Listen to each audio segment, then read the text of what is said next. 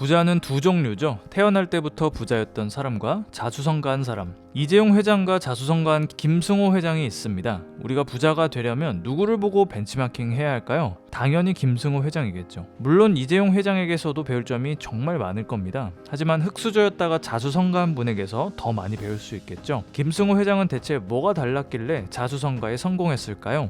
김승호 회장의 머릿속을 한번 들여다보겠습니다. 첫 번째, 부자가 되려면 조건이 필요하다. 정확히 몇 억이 있어야 부자일까요? 10억, 50억, 100억? 2019년 통계에 의하면 10억 원이 있으면 상위 0.63%에 해당합니다. 10억 원이 있으면 1000명 중 6명에 속하는 부자인 셈이죠. 하지만 10억 원을 가진 사람들은 본인을 부자라고 생각하지 않았습니다. 100억은 있어야 부자라고 생각하는 사람들이 대다수였죠. 하지만 김승호 회장이 말하는 부자는 다릅니다. 액수가 중요한 게 아니죠. 조건이 세 가지가 있는데요. 일단 대출 없는 집이 있어야 합니다. 내가 어떤 사정에 의해서 일을 하지 못할 경우에 집에 대출이 있으면 곤란하잖아요. 일은 못하는데 대출은 계속 갚아야 되니까 생활이 궁핍해질 겁니다. 이런 식이면 부자라고 말할 수 없겠죠. 두 번째 조건은 한국 가구 평균 수입인 541만 원을 넘는 불로소득입니다. 몸이 아파서 일을 못한다고 생계가 어려워지면 부자라고 볼 수 없겠죠. 그러기 위해선 부동산 임대소득이나 주식 배당금 같은 불로소득이 있어야 합니다. 세 번째 조건은 남과 비교하지 않는 마인드입니다. 1, 2번 조건을 다 충족을 했어요. 대출 없이 집이 있고 불로소득으로 500만 원 넘게 나옵니다. 그런데 자꾸 남과 비교하고 부러워한다? 그러면 부자가 아닌 거죠. 100억 원을 가졌는데 200억 가진 사람을 계속 부러워하고 괴로워한다? 그러면 100억 원을 가졌어도 여전히 그 사람은 가난한 겁니다. 김승호 회장은 남과 비교하지 않는 마음까지 있어야만 진짜 부자라고 말하고 있습니다. 조건이 세 가지가 있었지만 핵심은 이겁니다. 내가 더 이상 일하지 않아도 되는 물리적 환경과 마인드. 이게 부자의 조건입니다. 두 번째, 폭락장에 보이는 세 가지 인간상. 가을이 지나면 겨울이 오죠. 주식시장에도 강세장 뒤에는 약세장이 찾아옵니다. 사람들은 약세장이 찾아오지 않을 것처럼 행동하지만 약세장은 결국에 찾아옵니다.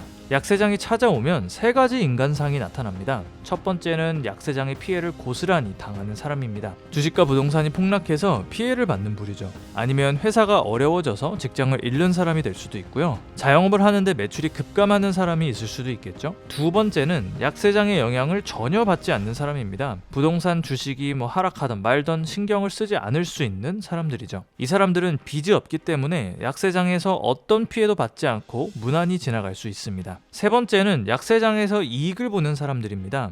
약세장에 폭락한 자산을 평소 준비해둔 현금으로 쓸어 담습니다. 몇 년치 수익을 이 약세장에서 한 번에 올리죠. 하지만 부자라고 해서 모두 이 혜택을 보는 것은 아니다. 사람들이 절망하고 공포에 떨며 모든 재산을 던져버릴 때 어둠 속으로 걸어 들어가는 사람들이 있다. 이들은 리스크가 가장 커져서 아무도 사지 않아 내던져버린 자산의 상태가 오히려 가장 리스크가 작은 상태인 것을 알아차리고 실제 행동에 옮기는 사람들이다. 이때는 경기에 대한 가장 극단적인 이야기로 가득 찬다. 그럼에도 이들은 투자를 멈추지 않는다. 산업과 경제에 대한 근본 가치를 믿는다. 세상이 결국 전진할 것임을 믿는 낙관주의자들이다. 이들의 야망은 매번 성공해왔다. 그러나 이들의 성공이 수백 년간 이어졌음에도 막상 그때가 오면 모두 고개를 숙이고 숨어버린다. 상황이 정리되고 고개를 들었을 때 낙관주의 자산가들은 이미 더 높은 집을 지어놓았다. 그것이 신이 세상을 이끄는 방식이다. 살아보니 산에서 돌이 굴러 내려오면 돌에 맞아 죽는 사람이 있고 피하는 사람도 있고 돌을 내다 파는 사람도 있었다. 가장 큰 부의 이동은 항상 매번 이런 식이었다. 세 번째 인간상처럼 약세장에서 이익을 보려면 두 가지 능력이 필요한 것 같아요. 사람들이 자산을 모두 내던질 때가 사실은 가장 리스크가 적은 때인 걸 알아차리는 능력, 그리고 이때 실제 행동으로 옮길 수 있는 능력. 이 두 가지가 있어야 세 번째 부류의 인간이 될 수 있습니다. 세 번째, 돈을 버는 것과 부자로 남는 것은 다르다. 여러분, 복싱 선수 핵주먹 마이크 타이슨 아시죠? 타이슨의 재산이 얼마였는지 아십니까? 8천억 원이 넘었습니다. 현역 시절 엄청난 돈을 벌었지만 돈을 유지하지는 못했죠. 타이슨은 2003년에 파산 신청을 했습니다. 파산 신청 당시 계좌에는 600만 원이 전부였고 빚은 120억 원이 넘었죠. NBA 선수들은 평균 연봉이 77억인데요. NBA 선수 10명 중 5명이 은퇴 후에 파산 신청을 한다고 합니다. 몇 가지 사례만 보더라도 돈을 버는 능력과 부자로 남는 능력은 전혀 별개의 능력임을 알 수 있습니다. 김승호 회장은 부자가 되려면 돈을 버는 능력 외에 세 가지 능력이 더 필요하다고 말합니다. 돈을 버는 능력, 돈을 유지하는 능력, 돈을 쓰는 능력, 이렇게 세 가지입니다. 부자가 되려면 돈을 버는 능력은 일단 기본입니다. 거기에 더해서 돈을 모으는 능력이 필요하죠. 한 푼도 새지 않게 돈을 적재적소에 사용하는 능력, 물건의 양과 출입을 관리하는 물품 관리 능력, 영수증 처리, 세율, 이자, 투자, 환율 등등 돈에 대한 이해, 돈을 대하는 태도 등등이 여기에 포함됩니다. 사실상 돈과 관련된 거의 모든 분야의 능력이 필요하더라고요. 두 번째는 돈을 유지하는 능력입니다. 이때는 돈도 벌고 돈도 잘 모았겠다. 사람들이 하나둘씩 나를 알아보기 시작합니다. 명성도 얻고 사람들에게 대우도 받습니다. 나의 금융, 정치, 경제에 대한 안목이 남들보다 높다고 착각하기 쉬운 상태죠. 또 이때는 사치와 허영심이 고개를 드는 시기입니다. 좋은 집, 좋은 차, 명품을 탐하기 시작하면 돈을 유지하기가 어려워지죠. 겸손하게 생활하고 허영심을 물리쳐야 돈을 유지할 수 있습니다. 세 번째는 돈을 쓰는 능력입니다. 돈을 쓸 때는 검소하되 인색해서는 안 됩니다. 나는 검소해야 하지만 내 가족이나 주변인에게 검소함을 강요해서는 안 됩니다. 돈을 지출할 것이 있으면 날짜를 엄수해야 합니다. 나한테는 돈이 좀 늦게 들어와도 괜찮지만 이 돈을 기다리는 사람들은 그렇지 않습니다. 일용직 노동자, 대금일을 기다리는 중소기업 사장님, 하루라도 밀리면 곤란한 일이 생길 수도 있겠죠. 변호사 친구에게 밥을 먹으면서 조언을 들었다면 밥을 살 게 아니라 상담료를 지불해야 됩니다. 식당을 예약해뒀는데 사정이 생겨서 가지 못하게 된다면 어떻게 해야 될까요? 전화해서 미안하다고 해야 될까요? 아닙니다. 돈을 보내면 됩니다. 내가 예약해뒀기 때문에 식당에선 다른 예약을 못 받았겠죠? 식당에 손해본 만큼 돈을 지불하는 게 상식인 겁니다. 돈은 이렇게 써야 합니다. 쓸 때는 써야 하는 거죠. 돈을 벌고 모으고 유지하고 쓰는 능력, 이 각각의 능력들은 모두 별개의 능력입니다. 하나를 익힌다고 다른 게 익혀지지 않습니다. 네 가지 능력을 각각 배우고 익혀야 합니다. 이 중 하나라도 부족하면 부자로 남기가 어렵습니다. 잠깐 부자가 된 사람들은 보통 사람들보다 더 불행할지도 모릅니다. 타이슨처럼 8천억 원을 가졌다가 파산하면 얼마나 허무하겠습니까? 역체감이란 말 있잖아요. 평소엔 몰랐는데 좋은 차 얻어 타고 나면 내 차가 왠지 더 안 좋게 느껴지는 그런 경험 한 번쯤 해보시지 않았나요? 아예 몰랐다면 괜찮을 수도 있겠죠. 하지만 이미 부자의 삶을 체험했는데 다시 가난해진 사람은 더 괴로울 수 있는 법입니다. 네 번째, 다른 사람을 대하는 태도. 김승호 회장이 한국의 어떤 유명 사업가를 만난 적이 있었습니다. 한국 및 아시아권에서 사업을 운영하는 잘 나가는 사업가였죠. 자기 사업에 대해 말할 때 드러나는 열정과 자신감에 김승호 회장은 굉장히 인상 깊었다고 합니다. 그런데 이 사람, 자기 사업에 대해 말할 때는 열정적이면서 다른 사람이 말할 때는 잘 듣지 않았습니다. 삼자가 봐도 다른 사람들의 이야기에 관심이 없는 게 느껴졌죠. 게다가 이 사업가는 자리에 없는 사람들을 모두 개로 불렀습니다. 오바마 대통령도 개, 아베 총리도 개, 손정희 씨도 개였죠. 자신의 친구, 후배, 선배 모두 개로 불렸습니다. 어떤 일이든 사람을 통해서 하게 되어 있습니다. 사업이란 다른 사람에게 편의를 제공하고 돈을 버는 일이죠.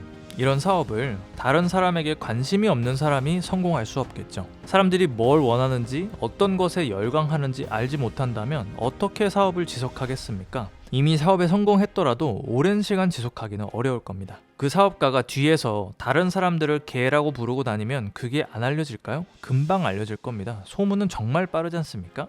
이 사업가는 점점 사람들을 잃게 될 거고 사업도 위태로워지는 시기가 올 겁니다. 다른 사람을 대하는 태도는 부자가 될 사람인지를 나타내는 중요한 지표 중에 하나입니다. 얼핏 보면 사소해 보일 수 있으나 끼치는 영향은 광범위합니다. 다른 사람을 대하는 태도가 인생의 운을 결정하게 됩니다. 경제적 환경까지 좌우하게 됩니다. 선배, 후배, 친구 모두 존중을 해야 되죠. 앞에서든 뒤에서든 한결같아야 됩니다. 뒤에선 존중하지 않는 태도를 시간이 지나면 사람들이 다 느끼게 될 겁니다. 다섯 번째, 반복되는 운은 실력이고 반복되는 실패는 습관이다. 살다 보면 뭘 해도 안 되는 사람을 만나기도 하죠. 운이 정말 나쁜 사람 있잖아요. 새로 가게를 창업했는데 창업한 날 가게 바로 앞에서 공사를 하질 않나, 걷다가 발목을 삐질 않나, 자동차 접촉 사고까지 겹치질 않나, 불운은 한꺼번에 온다던데 이게 그런 건가 싶은 사람. 김승호 회장은 이 같은 사람을 두고 운이 나쁘다고 하지 않습니다. 평소 부주의하고 어수선하게 행동했기 때문이라는 건데요. 가게 주변에 공사는 없나 확인하지 않고 가게 오픈일을 결정한 거죠. 생각보다 사업이 잘 되지 않아서 고민이 많다 보니까 발목을 삐고 접촉사고를 내게 된 거죠. 불운이 한꺼번에 온 게 아니라 평소 부주의한 행동이 모여서 나타난 결과입니다. 이런 사람들에게 김승호 회장은 이렇게 조언합니다. 이런 사고가 잦아지면 인생이 삶에 경고를 주는 것이라고 생각하고 큰 사고가 나기 전에 평소에 모든 삶을 점검해야 한다. 여러 가지 작은 사고가 모여 나중에 큰 사고가 되기 때문이다. 돈을 함부로 대하는지, 쓸데없는 인연이 너무 많진 않은지, 음식은 정갈하고 제때 먹는지, 집안의 들고남이 일정한지, 남을 비꼬거나 흉보지 않았는지, 욕을 달고 살진 않는지, 이런 모든 면에서 자기 반성부터 해봐야 한다. 일이 잘 풀리지 않는 사람은 음식을 줄이며 절대로 배가 부르게 먹지 말고 진하고 거친 음식을 멀리하고 일정하게만 먹어도 다시 운이 돌아온다. 식사를 제대로 정해진 시간에 하려면 생활이 일정하고 불필요한 사람들을 만나지 않아야 한다. 어떤 사람들은 잘 되는 사람을 보고 이렇게 말하죠. 저 사람은 운이 좋아서 그런 거야. 정말 운이 좋아서 그런 걸까요? 저 사람은 잘난 것 하나 없는데, 나와 다른 거 하나 없는데 단지 운이 좋아서 그런 거야. 이런 생각들은 하등 도움이 되지 않습니다. 정말 운이 좋은 케이스도 물론 있을 겁니다. 하지만 부자가 되려면 부자들처럼 생각해야겠죠. 부자들은 잘 되는 사람을 보면 저 사람에게 뭔가 있겠구나 생각하는 겁니다. 저 사람은 좋은 습관과 좋은 마인드를 가졌겠구나. 나도 좋은 습관과 마인드를 가져야겠다고 부자들은 다짐하고 반성하는 거죠. 여러분도 지금부터라도 부자들처럼 생각해보는 건 어떠시겠습니까? 6번째, 남이 제시하는 선택권에 갇히지 말아라. 소고기로 드릴까요? 닭고기로 드릴까요? 비행기를 타면 기내식을 선택해야 하죠. 이때 소고기, 닭고기 두 개의 선택지만 있는 건 아닙니다. 안 먹는다고 할 수도 있고 둘 다 달라고 할 수도 있죠. 안 먹는 손님이 있다면 남은 닭고기 메뉴를 나중에 받을 수도 있는 겁니다. 어떤 은행에서 적금 1.9%짜리 상품을 판다고 생각해보죠. 근데 여러분은 경쟁은행에서 2.7%짜리 적금 상품이 있다는 걸 알고 있어요. 그러면 그 은행 직원한테 2.8%의 금리를 맞춰달라고 요구를 해보는 거죠. 은행 내부에는 예외 규정이 있어서 각 매니저들이 그 정도의 재량은 발휘할 수 있다고 합니다. 요점은 남이 제시하는 선택권만 있다는 건 아니라는 거죠. 상대가 A와 B를 제시하면 A, B만 고를 게 아닌 거죠. 내게 뭐가 더 유리한지 좀 더 유연하게 생각해 보란 겁니다. A, B를 아예 고르지 않을 수도 있고 A, B 둘 다를 요구할 수도 있죠. 또는 C를 제안하거나 A 다시를 제안할 수도 있는 거죠.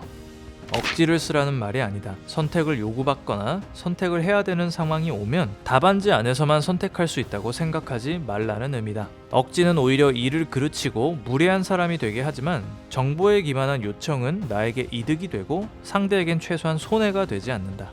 기내에서 남은 도시락은 어차피 도착하자마자 폐기해야 하며 식당은 버려질 수 있는 식재료로 품위를 잃지 않고 추가 수입을 얻을 수 있고 은행은 고객을 하나라도 더 얻을 수 있다. 세상의 모든 것은 흥정할 수 있다는 걸 잊지 말기 바란다. 나의 운명은 나의 선택을 통해 결정된다. 남이 만들어 놓은 선택 안에서만 선택해야 한다고 믿으면 내 인생이 아니라 남이 만들어 놓은 인생을 살 수밖에 없다. 당연히 선택권을 늘려야 하고 그 선택이 나에게 이익이 되도록 하기 위해 다른 선택지를 요구할 수 있어야 한다. 때때로 선택하지 않아도 되는 선택이 가장 좋은 선택일 수도 있음을 기억하기 바란다. 오늘 영상 내용을 한번 정리해볼까요? 3가지 조건을 만족해야 부자더라. 대출 없는 집, 540만 원이 넘는 불로소득, 남과 비교하지 않는 마인드가 있으면 그 사람은 부자다. 폭락장에는 3가지 인간상이 나타나더라. 돈을 잃는 사람, 돈을 유지하는 사람, 돈을 크게 버는 사람. 돈을 크게 벌려면 사람들이 자산을 내던질 때 사야 한다. 돈을 버는 것과 부자로 남는 건 다른 능력이다. 3가지 능력이 더 필요하다. 돈을 모으는 능력, 돈을 유지하는 능력, 돈을 쓰는 능력. 각각의 능력은 모두 독립적인 것이라서 각각 배우고 익혀야 한다. 다른 사람을 대하는 태도가 사소해 보이지만 지대한 영향을 미친다. 항상 다른 사람을 존중해라. 앞에서나 뒤에서나 똑같이 존중해라. 반복되는 운은 실력이고 반복되는 실패는 습관이다. 평소 생활 습관이 모여 성공과 실패를 가를 수도 있다. 항상 좋은 습관과 좋은 마인드를 기르도록 노력해라. 남이 제시하는 선택권에 갇히지 말아라. 거래에는 항상 협상의 여지가 있다. 상대에게 내가 원하는 걸 제안해서 더 좋은 조건에 거래해라 입니다. 여기까지 볼수록 부자 되는 채널이었습니다. 구독, 좋아요 눌러주시면 힘내서 더 많은 영상 만들어 보답하겠습니다. 감사합니다.